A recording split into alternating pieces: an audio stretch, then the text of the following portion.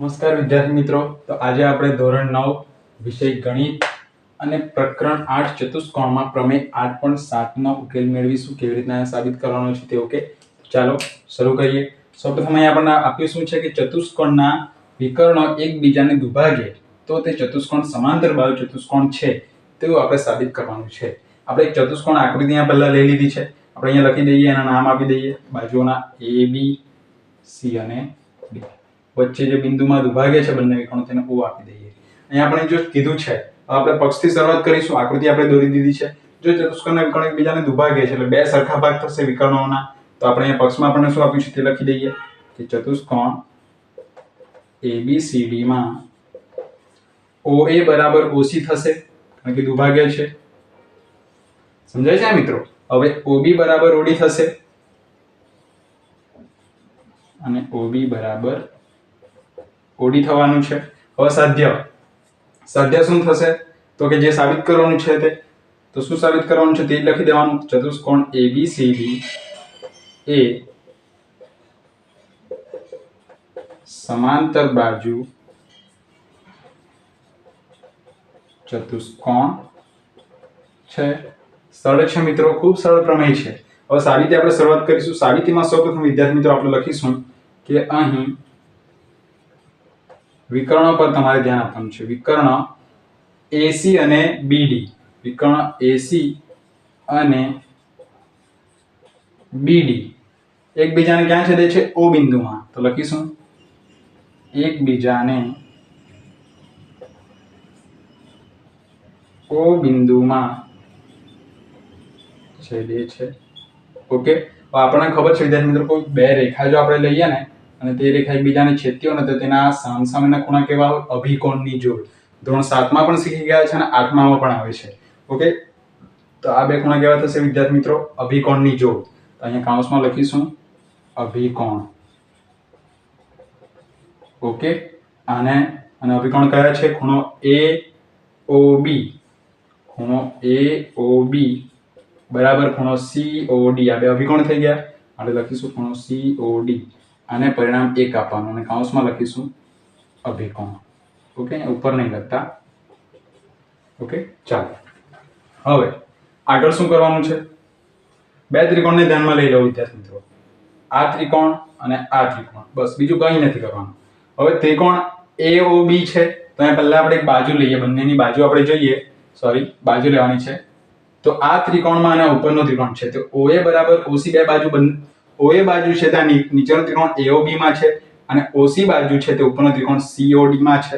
તો આપણે અહીંયા પહેલા લખી દઈએ કે ત્રિકોણ AOB અને ત્રિકોણ COD માં જોતા એમાં શું જોઈએ કે OA બરાબર OC લખીશું આપણે.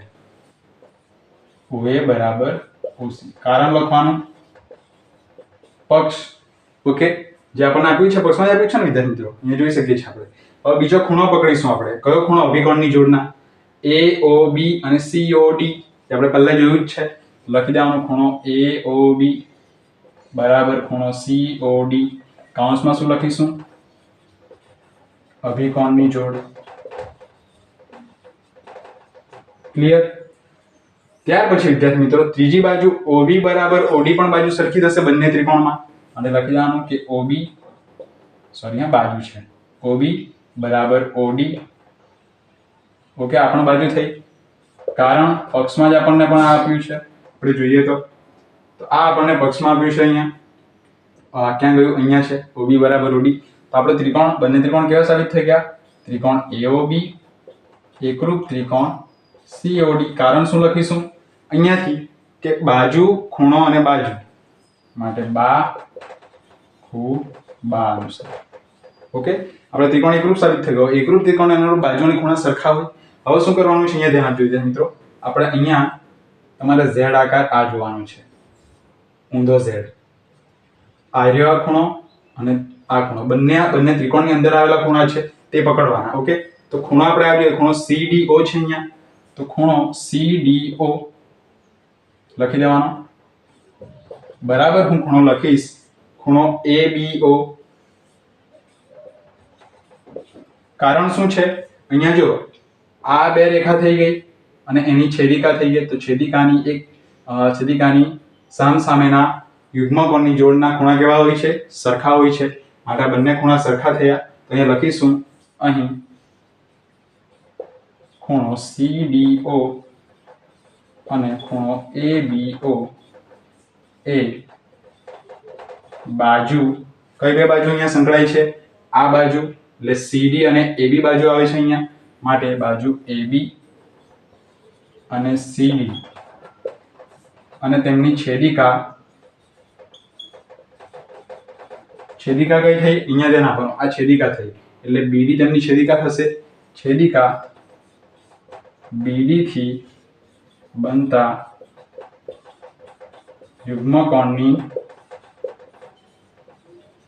જોડના ખૂણા છે અને તે સમાન છે. ઓકે, સમાન પણ છે કારણ કે બંને જો એકબીજાને છેદશે, આ બે રેખાઓને આ ત્રીજી રેખા છેદે અને જો બે સમાંતર બાજુ હોય તો જ બે ખૂણા સરખા થાય.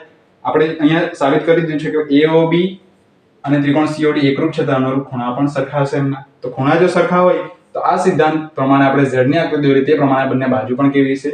સમાંતર. માટે કઈ બાજુ? AB સમાંતર CD બાજુ સમાંતર હશે. માટે AB સમાંતર CD થઈ ગઈ સાબિત. તે જ પ્રમાણે હું BC અને AD વિશે પણ કહી શકું. માટે આપણે લખી દેવાનું કે તે જ પ્રમાણે BC સમાંતર AD, BC સમાંતર AD થાય. ઓકે, જે સાબિત થાય છે. ચારે ચાર બાજુ એકબીજાને એટલે કે સામસામે બાજુ એકબીજાને સમાંતર થઈ ગઈ આ બંને. તો ચતુષ્કોણ કેવો હોય વિદ્યાર્થી મિત્રો? સમાંતર બાજુ ચતુષ્કોણ હોય. માટે આપણે લખી દેવાનું માટે આપેલ ચતુષ્કોણ ABCD એ સમાંતર બાજુ ચતુષ્કોણ છે. બીજી જોડે અહીંયા છે BC સમાંતર AD. BC સમાંતર AD છે તો અહીંયા કયો ખૂણો પકડશું આપણે? અહીંયા આપણે લઈ લેવાનો આ અને આ. તો આ ઝેડાકાર કેવો બનશે? આ પ્રમાણે. અને અહીંયા AC તેમની છેદિકા થવાની આ અને આ બે ખૂણા થવાના. ઓકે, તો એ પ્રમાણે આપણે આ પણ સમજી શકીએ. તો અહીંયા આપણો પ્રમેય 8.7 અહીંયા પૂર્ણ થાય છે.